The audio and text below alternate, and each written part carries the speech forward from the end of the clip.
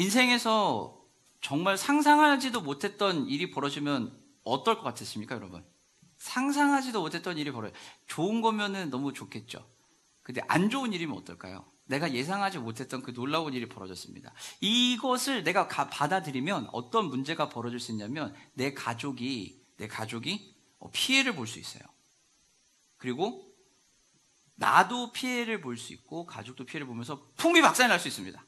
자, 여러분, 이 사건을 받아들이시겠습니까? 내가 위기에 처할 수 있어요. 나는 괜찮아.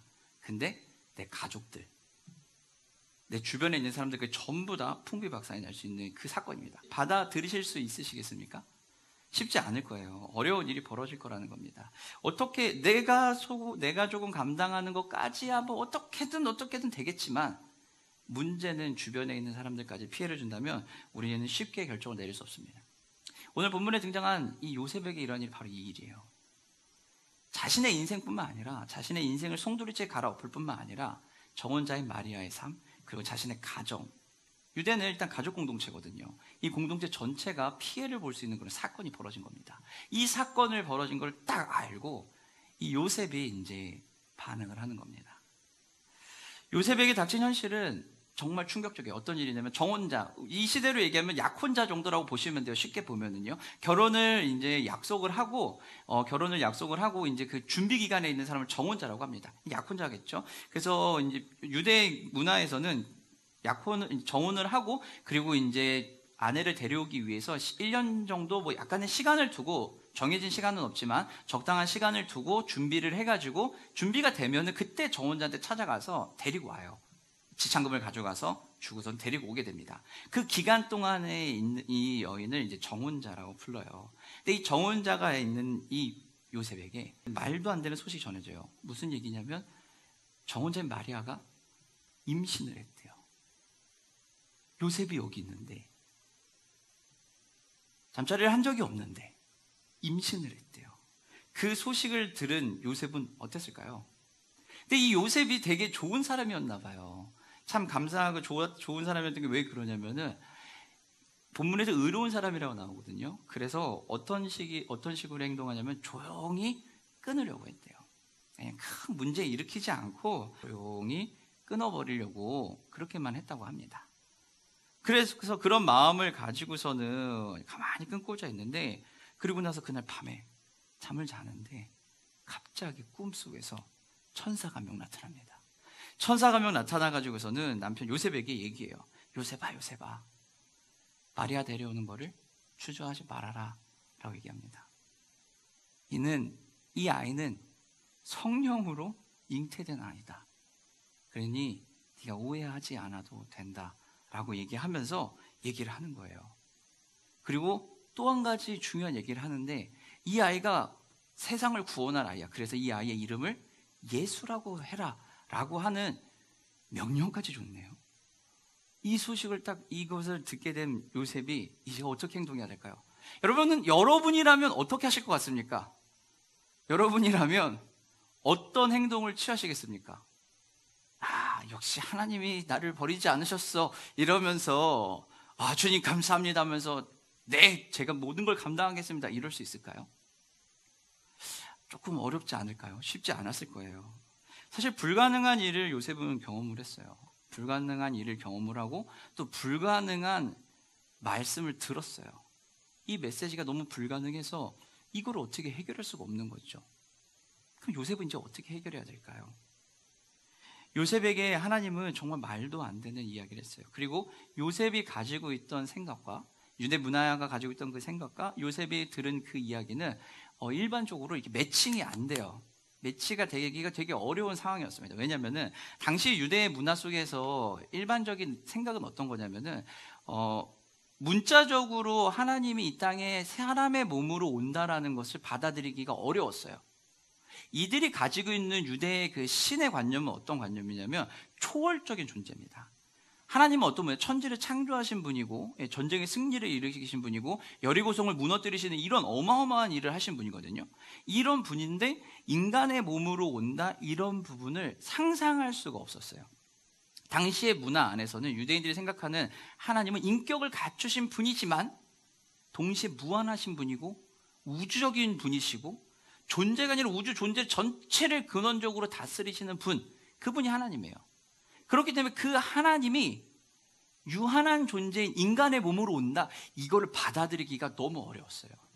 그래서 이 유대인들이 당시에 이해했던 하나님께서 다시 오실 것이다, 메시아를 보낸다라고 하는 부분은 어떤 부분으로 이해했냐면은 문자적인 것이 아니라 비유적으로 그 백성인 우리와 늘 함께 해 주실 거야 정도로 생각을 했습니다. 사실 이사야 선지자를 통해서도 하나님께서는 분명하게 한 아기를 보낼 것이다 라는 얘기를 했거든요. 그러나 그 이야기를 알고 듣고 했지만 여전히 유대인들에게는 문자적으로 바로 듣는 게 아니라 비유적으로 함께 하실 거야, 그 정도로 이해하겠다는 겁니다. 그런 삶 속에서 있는데 그런 사고와 그런 일반적인 생각과 문화 안에 자리하고 있던 요셉에게 성령으로 잉태가 된 아이가 올 것이고 이 아이가 메시아로 세상을 구원할 것이다, 그리고 이 아이의 이름은 예수다 라는 메시지를 들은 거예요. 자, 여러분, 요셉에게 이제 필요한 건 무엇일까요?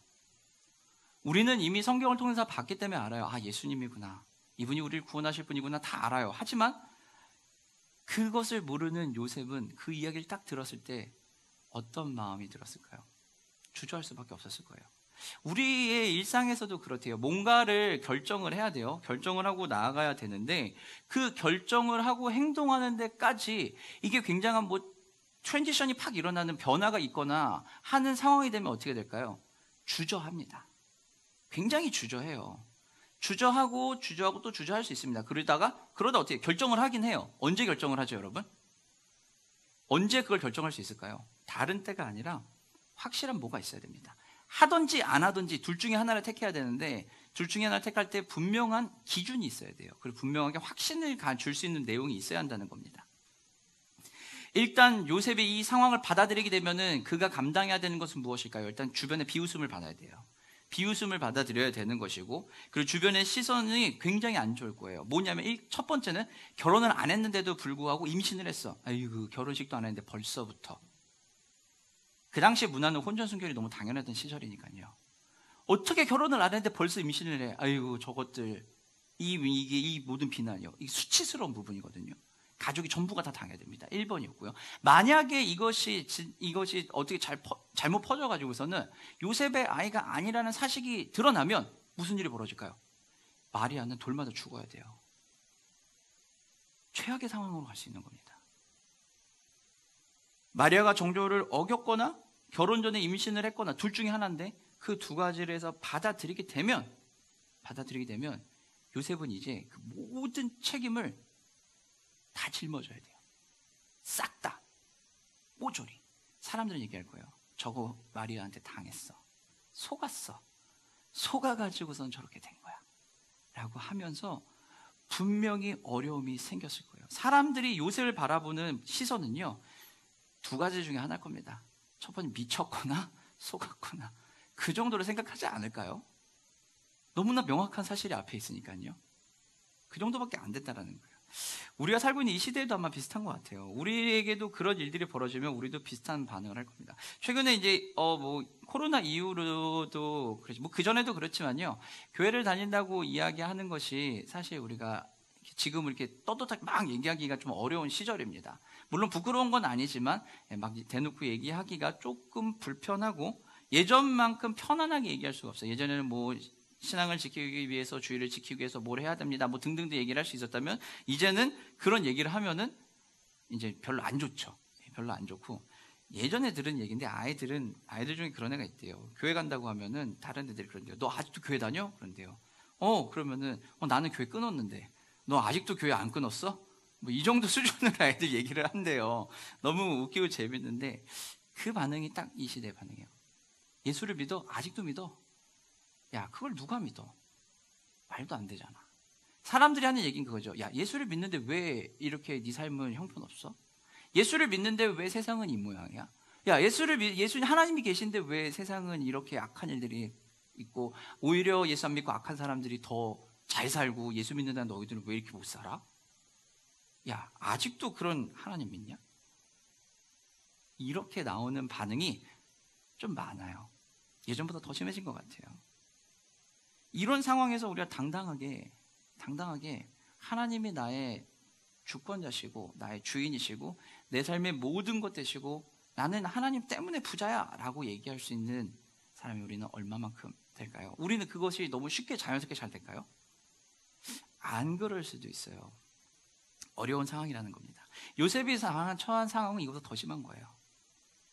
모든 비난, 모든 안 좋은 걸 다 지금 감당해야 되는 상황이 된 겁니다. 이때 요셉은 한 가지를 해야 돼요. 결정을 내려야 됩니다. 행동을 해야 돼요. 받아들일 것이냐 말 것이냐 라는 행동을 해야 된다는 겁니다. 근데 요셉에게 있어서 하나님께서 또 한 가지 하셨던 얘기가 뭐냐면 아이의 이름을 어떻게 하라고? 예수라고 지으라고 하잖아요. 이름을 지을 수 있는 권리 또한 뺏어가 버렸어요. 유대 문화 속에서는요, 아버지만이 가지고 있는 특권이 하나 있는데 그것이 바로 자녀의 이름을 지어주는 겁니다. 자녀의 이름을 지어준다는 것은 그 자녀의 모든 것이 아버지께 속해 있다라는 것을 암묵적으로 알려주는 행위예요. 그렇기 때문에 자녀의 이름을 짓는다라는 것은 아버지가 그 자녀에 대해서 책임을 지기도 하고 그 모든 것이 아들의 모든 것이 아버지께 속해 있다는 것을 분명하게 알려주는 행위거든요. 근데 천사가 나타나서 하는 말씀이 뭐였냐면 이름을 정해줘 버려요. 이름을 정해주는 거예요. 자기가 짓고 싶은 이름이 아니라 가문에서 흘러내려오는 가족들이 흘러내려오는 그 계보대로 지은 이름이 아니라 하나님이 천사를 통해서 이름을 지어줘 버리신 거예요. 자신에게 있는 아버지의 권한, 징표를 뺏긴 거죠. 요셉에게는 어떻게 보면은 굉장히 하나님이 이렇게 무모한 책임을 요구하시는 것 같아요. 감당하기 힘든 일들을 감당하라 그러고 그리고 자신이 가지고 있는 고유의 권한을 뺏어가 버리시는 거예요. 하나님은 왜 요셉에게 이런 것들을 요구하셨을까요? 이름을 하나님이 지으신다라는 것은요, 이 아이의 모든 생사여탈권은 다 하나님께 달려있다는 것을 알려주시는 거예요. 그리고 또 한 가지는 이 아이를 통해서, 아기 예수를 통해서 요셉과 모든 가정들이 하나님의 손에 붙들려 있고 그 안에 있다라는 것을 분명하게 보여주는 일이었다는 겁니다.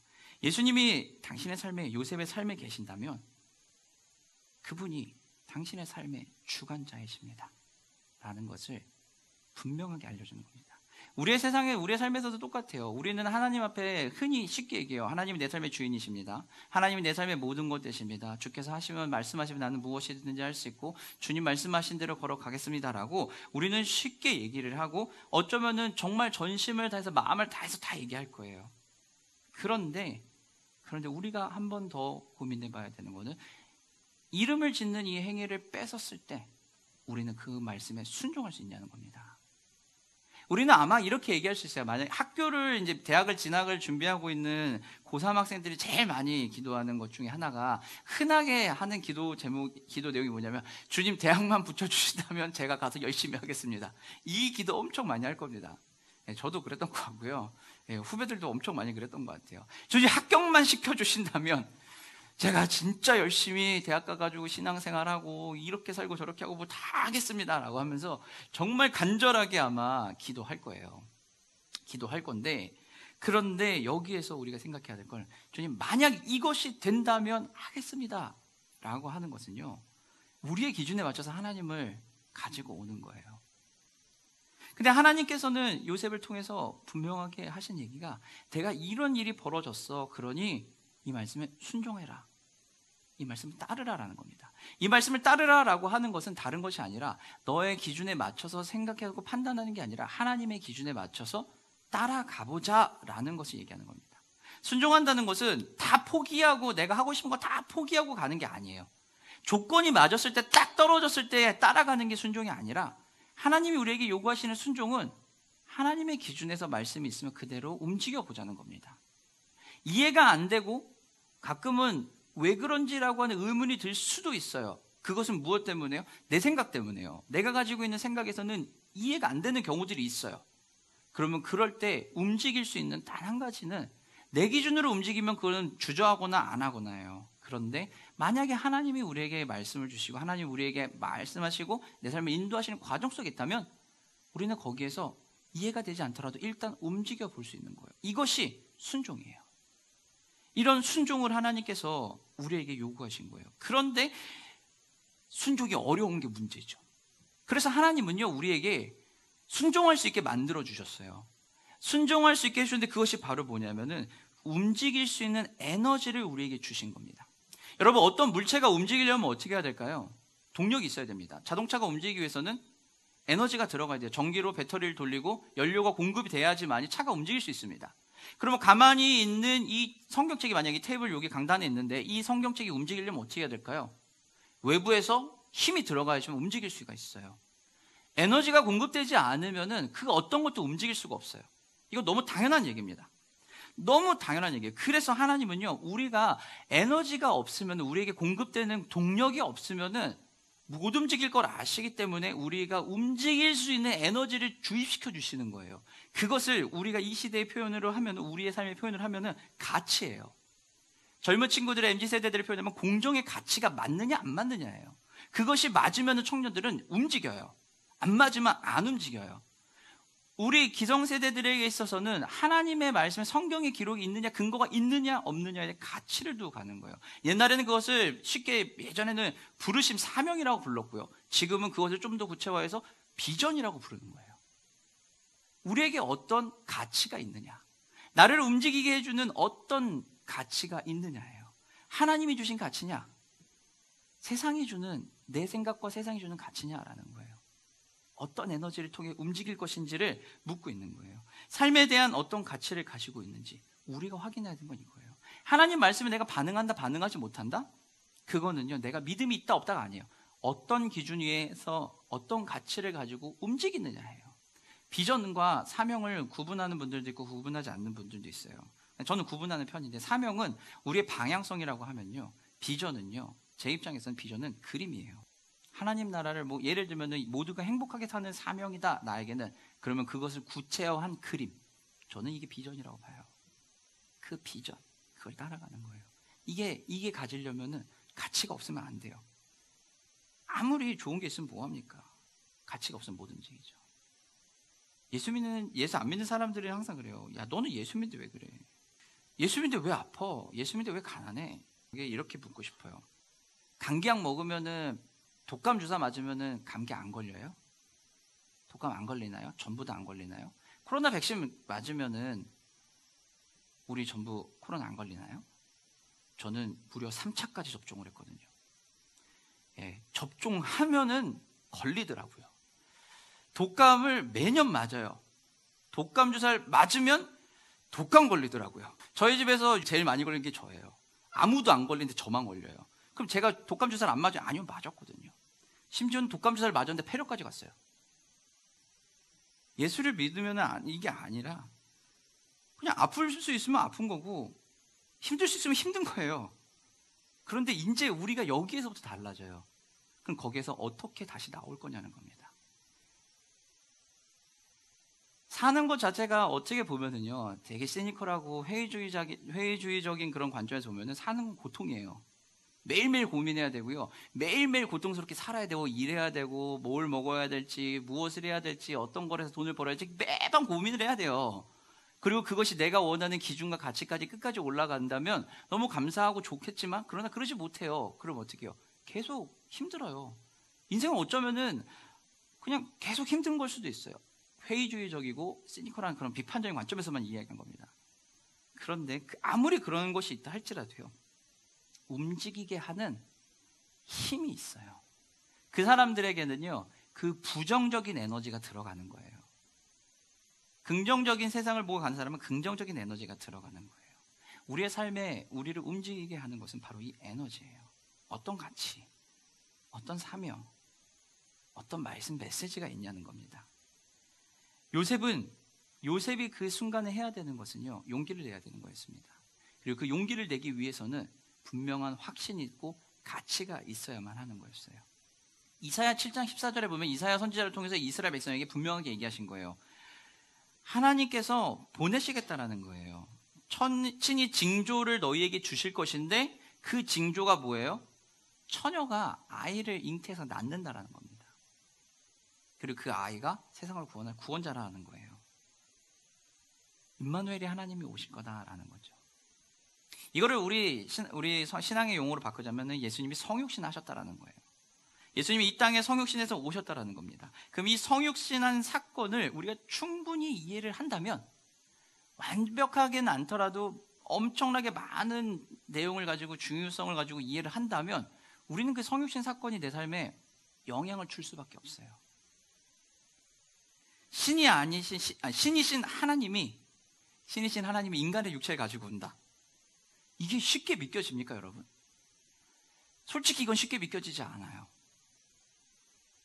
돌려서 얘기해 볼게요. 예를 들면 이런 겁니다. 영화 어벤져스에 나오는 어벤져스 멤버들이요, 뭐 아이언맨부터 시작해서, 뭐 아이언맨은 그래 사람이니까 그나마 좀 나아요. 기계 수트 입고 하는 거니까. 헐크, 토르, 뭐 이런 사람들이, 슈퍼맨, 원더우먼, 이런 사람들이요, 실제 존재한다고 여러분 믿으세요? 아무도 안 믿죠. 누가 믿어요, 이걸? 다 거짓말인 걸 아는데. 그러나 그걸 보면서 우리는 생각해요. 아, 저런 사람이 있으면 참 좋겠다. 초능력이 나에게 있으면 좋겠다. 왜요? 갈망하니까요. 아무도 안 믿어요. 근데 하나님이 이 땅에 오셨다라는 사건은요, 이거보다 더 큰 일이거든요. 그러니 믿기가 어렵죠. 당연한 거예요, 그거는. 그걸 왜 못 믿어라고 얘기하면 안 돼요. 너무 당연한 사건이에요. 믿을 수가 없어요. 믿을 수 없는 이 사건을 믿을 수 있도록 하나님이 직접 하신 게, 직접 오신 거예요. 성경에서 얘기하는 갈게라고 하는 그 사건을 직접 구체화시킨 사건이 바로 예수님이 이 땅에 오신 거예요. 성육신의 사건은요, 다른 게 아니에요. 예수님이 이 땅에 오셨다라는, 크리스마스 이 땅에 오신 이유는요, 다른 게 아니라 이 사건을 통해서 고통스럽고 힘든 우리의 일상과 삶에서 하나님이 주시는 희망과 소망의 메시지를 들으라는 거예요. 그리고 그것을 하나님이 하시겠다는 겁니다. 예수님이 하나님이시라는 것을 우리에게 주는 희망이 있어요. 끝없는 문제에도 불구하고 세상에 희망이 있다면요, 우리는 끝까지 갈 수 있어요. 우리 흔히 얘기하는 게 그거잖아요. 세상에 종말이 온다, 내일 지구가 망한다 할지라도 사과나무 한 그루 심겠다. 왜 그런 쓸데없는 짓을 할까요? 아니요, 끝까지 희망을 가지고 가는 거예요. 최선을 다해서 나에게 주어진 걸 하는 겁니다. 하나님이 단지 거룩하시기만 하고 뭐든 다 받아주시기만 하는 신이라면요, 만약 그런 분이라면요, 이 땅에 오실 필요가 없어요. 위에서 그냥 다 하시면 돼요. 기도 들으시고 되는 거 오케이 해주고 아닌 거 말고 자르고 하면서 하면 돼요. 굳이 이 땅에 오실 필요가 없어요. 아무도 안 믿을 거니까요. 믿기 어려운 사건이니까요. 그런데 그럼에도 불구하고 하나님이 이 땅에 오셨다라는 것은 그 의미가 있기 때문이에요. 팀 켈러 목사님은요, 이 부분에 대해서 이렇게 얘기해요. 도덕주의의 하나님이나 상대주의의 하나님이라면 크리스마스의 수고를 감수하지 않았을 것이다. 이상이 현실이 되고 절대가 특수해졌고 보이지 않는 것이 보이게 되었다. 성육신은 역사적인 사건이다. 역사적인 사건이 아니면 우리에게는 아무런 의미가 없어요. 예수가 이 땅에 직접 오신 게 아니면, 하나님 오신 게 아니면 의미가 없어요. 그리고 크리스마스에 예수님이 오실 필요가 없어요. 안 오셔도 돼요. 크리스마스를 통해서 예수님이 우리에게 우리 삶의 최고의 희망이라는 것을, 소망이라는 것을 분명하게 보여주고 싶으신 거예요.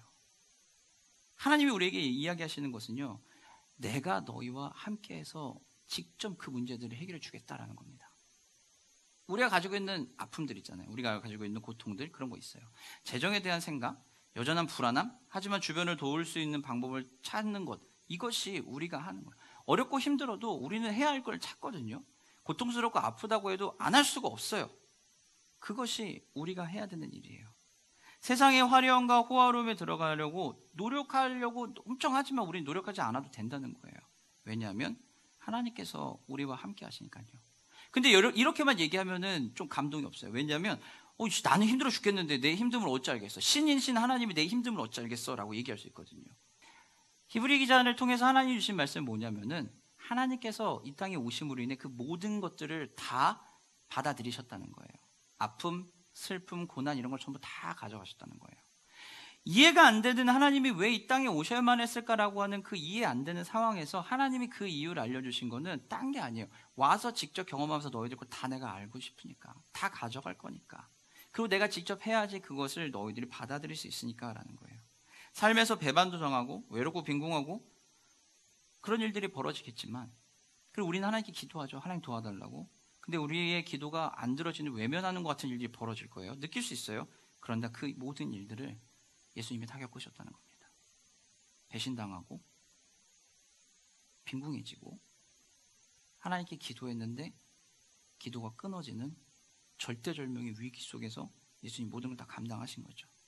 우리 하나님은요, 우리가 지난 모든 자리를 친히 다 지나가신 분이에요. 내 아픔의 자리를 다 지나가신 분이에요. 그래서 내 아픔이 뭔지 알아요. 함께를 통해서, 함께 하심으로 인해서 예수님은 우리의 길을 열어주신 거예요. 내가 위로해 줄게, 같이 가자. 그래서 예수님 이 땅에 오신 거예요. 오셔서 다른 얘기 하시는 게 아니에요. 나랑 같이 가자. 내가 너를 위로해 줄게. 우린 예수님께 위로받을 수 있는 거고 예수님으로부터 위안을 얻을 수 있는 거예요. 하나님과 관계를 맺고 살아간다는 것은요, 이처럼 예수님과 관계를 맺는 것은 하나님과 관계를 맺으면서 접근할 수 있는 거예요. 다시 말해서 삶의 동력이 생긴 거예요. 어떠한 것에 늘 나에게 힘을 주는, 내가 움직일 수 있게 만들어주는 그 에너지가 있는 거예요. 그 가치가 있는 거예요. 예를 들면 이런 거예요. 뭐 요즘에도 여전히 인기 있는 대단한 연예인 하면 BTS겠죠. 하나님과 내가 예수님과 연관성이 있고 관계를 맺는다라는 것은요, 내가 언제나 하나님께 연락할 수 있는 거예요. 그것은요, 내가 언제 필요하면 BTS에서 연락해가지고서는 전화 통화를 하고, 내가 BTS 도움이 필요하면은 전화해서 오라 그러는 거예요. 그럼 그 BTS가 달려오는 거예요. 우리 교회에서 뭔가 할 건데 너희들이 좀 와서 좀 해주면 좋겠어라고 딱 전화를 돌리면은요, 그러면 그 BTS 멤버가 쫙 오는 거예요. 심지어 군대 가 있는 애까지 막 달려서 오는 거예요. 이게 여러분 하나님과 연결된 거예요. 이런 일이 벌어질까요? 우리 세상에서요? 어렵죠. 유재석을 개인적으로 알아 전화를 하는 거예요. 우리 이거 할 거니까 좀 와서 도와주세요. 그러면 그럼요, 당연히 가 도와드려야지 하고서 달려오는 거예요. 상상만 해도 놀라운 일 아니에요? 이거보다 더 놀라운 일이 하나님과 우리가 연결됐다는 거예요. 사람에게 연락하는 것도 놀라운데 하나님께 우리가 직통으로 연락을 할 수 있는 거예요. 얼마나 대단한 일이냐는 거예요. 예수님을 통해 나아가고 관계를 형성한다는 것은요, 삶 속에서 언제든지 나는 하나님의 도움을 받을 수 있다는 겁니다. 언제든지. 고통스럽고 아픈 일이 벌어지면은 거기서 혼자 낑낑거리는 게 아니라 하나님께 도움을 요청할 수 있는 거예요. 문제 해결이 필요하면은 낑낑거리고 혼자 있는 게 아니라 하나님께 도움을 요청을 하는 거예요. 그리고 하나님의 도움을 요청을 하고 하나님 주신 그 비전 안에, 사명 안에, 가치 안에서 움직일 수 있게 된다는 겁니다. 예수님이 함께 하시기에 우리의 삶에서 우리는요, 움직일 수 있어요. 가치가 있으니까요. 확신이 있으니까요. 사명이 있으니까요. 비전이 있으니까요. 여러분의 삶에서 여러분을 움직일 수 있게 만들어주기 위해서 예수님이 이 땅에 오신 겁니다. 예수님이 이 땅에 오신 단 한 가지 이유는 다른 게 아니에요. 우리가 이 땅에서 하나님과 동행하면서 정말 행복하게 잘 살기 위해서. 그래서 예수님이 이 땅에 오셨다는 겁니다. 이제 그럼 우리는 이 신앙을 지키기 위해서, 이 신앙을 살아가기 위해서 어떻게 할 수 있을까요? 틀린 것은 틀렸다고 말하기도 하고 옳은 것은 옳다고 얘기도 합니다. 그리고 잘 하면서 가면 돼요. 상황에 맞춰가지고 잘 조절을 하면 됩니다. 불가피한 상황에서는, 어쩔 수 없는 상황에서는 온라인 예배를 드릴 수도 있는 상황이 올 수도 있겠고, 또 불가피한 상황에서는 뭐 주일을 아예 빠질 수 있는 그런 일이 있을 수 있어요. 그러면 그럴 때 우리가 거기 멈추냐? 아니요. 주일날 이 시간에 만약에 정말 어쩔 수 없이 불가피하게 예배를 못 드렸어요. 온라인으로도 안 돼요. 그럼 여러분 어떻게 하시겠습니까? 오늘은 공쳤다. 이럴까요? 아니요. 저녁에 시간을 내서라도 예배 드리는 거예요. 8시, 9시 시간이 되면 그때 가서 예배 드리는 거예요. 도저히 안 돼요. 그러면 아침에 일찍 일어나가지고 예배 드리는 거예요. 움직이는 거예요. 멈춰있지 않고 에너지를 갖고 움직이는 거예요. 그리고 틀린 거에 대해서는 분명히 틀렸다고 얘기할 수 있는 거예요.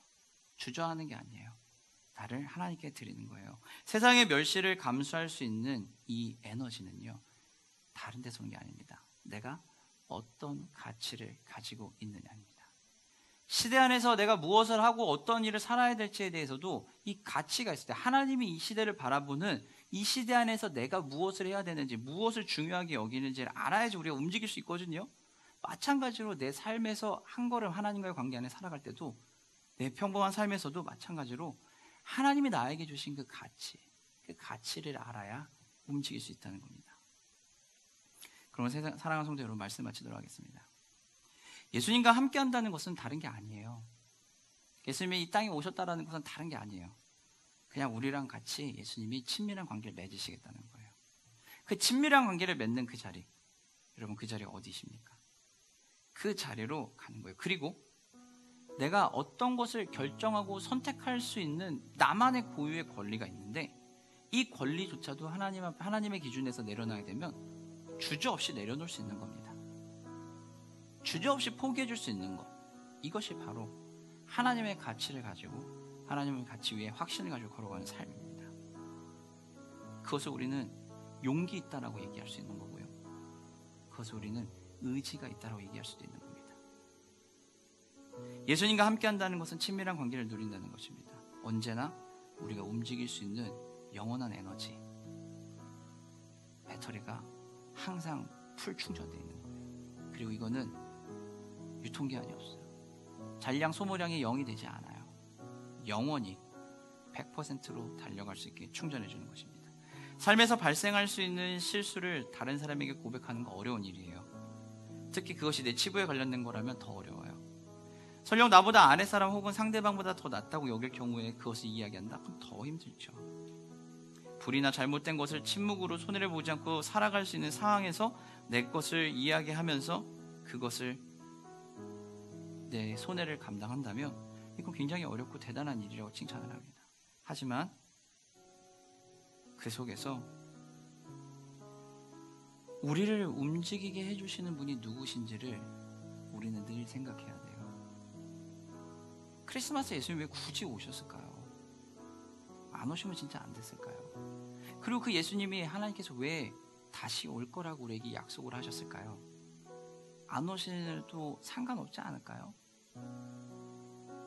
그런데 다시 오시는 있다 그러고, 그리고 그것에 대해서 먼저 이미 오신 거예요. 예수님의 성육신 사건을 믿는다면요, 성육신 사건이 나의 믿음의 반석이라면, 성육신 하신 예수님과 함께 한다면 우리는 예수님 때문에, 복음 때문에 어떤 상황에서도 용기 낼 수 있습니다. 어떤 상황에서도 내 거를 포기하는 행동을 할 수 있고요, 걸어갈 수 있는 힘이 있습니다. 우리는 그런 것들을 지혜롭게 행동할 수 있는 힘이 있어요. 그렇기 때문에 고통스럽고 아픈 삶에서도 우리는 더 편안하게 지낼 수 있고, 희망을 논할 수 있고, 하나님께서 펼쳐줄 아름다운 미래가 있기 때문에 그 아름다움을 바라보고 아프지만 또 힘내서 걸어갈 수 있는 겁니다. 그래서 우리가 하나님을 기억해야 되는 거예요.